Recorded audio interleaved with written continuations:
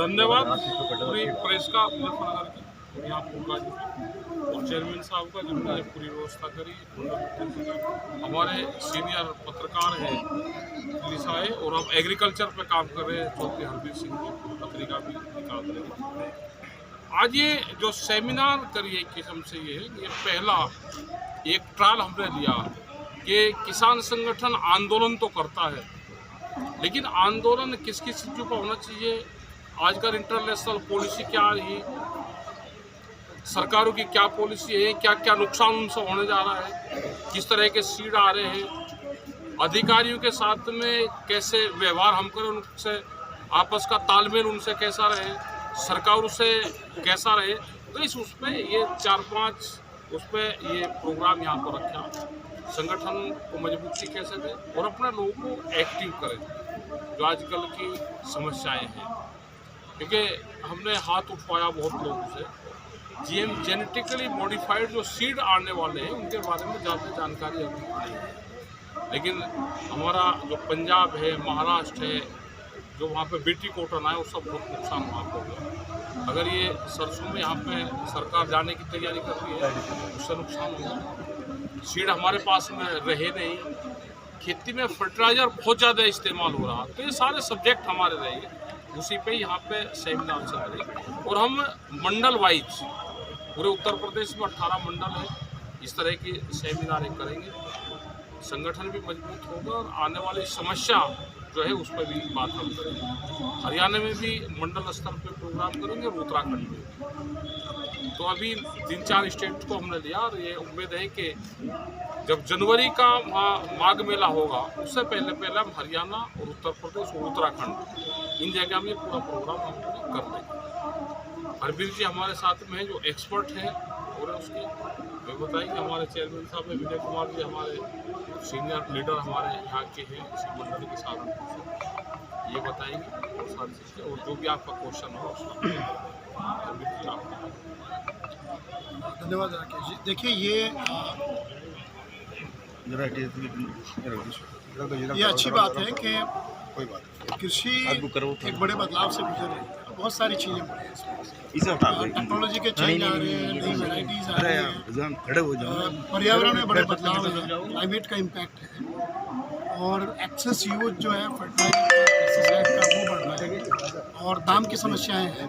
तमाम सारे ऐसे मसले हैं जिन पर किसान संगठन जो है आंदोलन करते हैं, बात करते हैं। लेकिन ये जो आज राकेश जी ने ये पहल की है कि जो इनके संगठन के पदाधिकारी है वो मुद्दों और विषयों के बारे में खुद तैयार हो, कैपेसिटी बिल्डिंग की एक्सरसाइज इसे बोलते हैं, कि उसको सबको पता हो कल को किस चीज़ पे कैसे बात करनी है और वाकई वो मुद्दा है या नहीं है, कितना गंभीर है, उसके बारे में उसको जानकारी हो, जिससे कि वो फिर नीचे उनके जो कार्यकर्ता है वहाँ तक बात पहुँचे। एक होता है कि आप बड़ी बड़ी बातें सुन के उस पर बात करें, एक है कि पूरे विषय को ठीक से समझ करके उस पर अपनी राय बनाएं, अपना उसके ऊपर ओपिनियन मेकिंग करें और फिर उस पर आगे बढ़ें कि सरकार से क्या बात करनी है, हमें क्या कहना है, कौन से नीति या कौन सा फैसला गलत है, कौन सा फैसला सही है।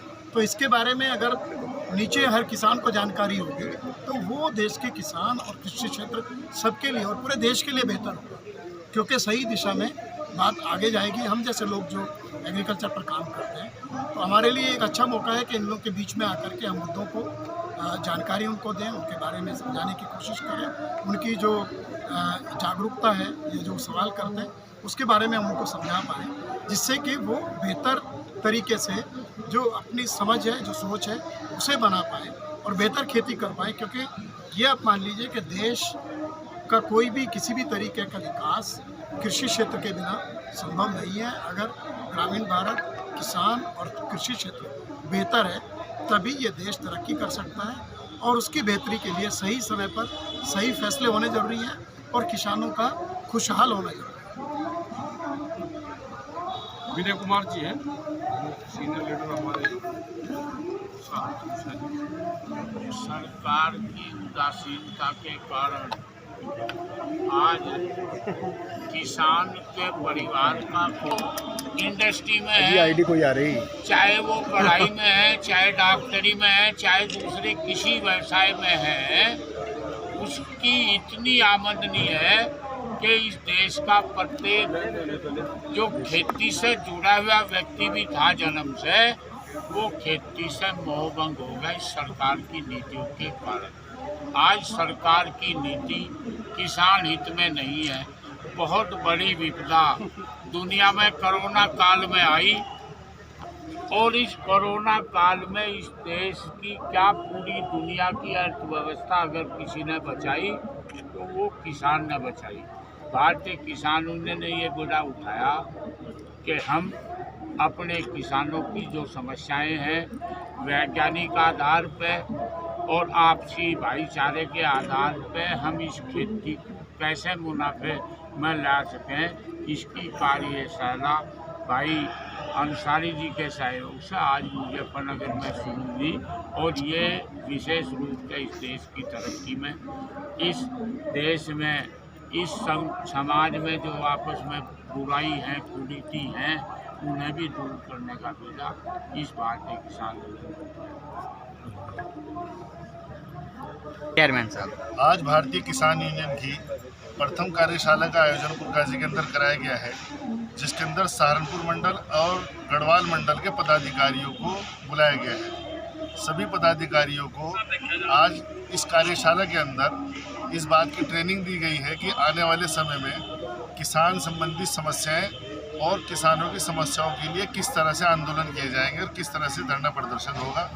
ग्राम अध्यक्ष से लेकर मंडल अध्यक्ष तक की कमेटियां किस तरह से काम करेंगी, किस तरह से हम ग्राम अध्यक्ष से लेकर मंडल अध्यक्ष तक की कमेटियों को मजबूत करेंगे, और इसी तरह संगठन के अंदर अनुशासन और आपसी भाईचारा किसानों को ज़्यादा से ज़्यादा जोड़ने में बल दिया गया है।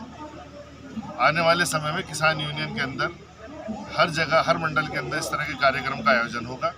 आज का ये कार्यक्रम का आयोजन पूरी तरह से सफल रहा। सभी मुख्य पदाधिकारी जिन्हें बुलाया गया था इस कार्यक्रम के अंदर आए और सब अनुशासित होकर, संगठित होकर आए। सब एक एक कुर्सी पे बिल्कुल सिस्टम के साथ बैठे हुए, सुबह से समय पे आए और समय के अनुसार ही पूरा कार्यक्रम अनुशासन के अंदर चल रहा है। तो किसान यूनियन के अंदर अनुशासन के लिए कार्यशालाओं का चलन शुरू हो गया है। धीरे धीरे सभी मंडलों के ऊपर ये काम शुरू होगा। आज यहाँ से सहारनपुर मंडल की और गढ़वाल मंडल की ये कार्यशाला थी। ये पूरे प्रदेश में कार्यशाला चलेगी। और सबसे पहले उसी की बात जो है कि मैं सहारनपुर मंडल का अध्यक्ष हूँ, और सबसे पहले सहारनपुर मंडल का नंबर यहाँ से इस कार्यशाला में आया। यहाँ से हमारे तीनों जिलों के जिला अध्यक्ष, तीनों जिलों के ब्लॉक अध्यक्ष, तहसील अध्यक्ष और सभी पदाधिकारी जो मंडल कार्यकारिणी के हो चाहे जिला कार्यकारिणी के, सब यहाँ बुलाए गए। उन्हें बताया गया कि कैसा आंदोलन आगे चलाने हैं और कैसा हमारे अंदर प्रशासन वोट घेरने का काम करता है, वोट घेर कर अपने काम साधता।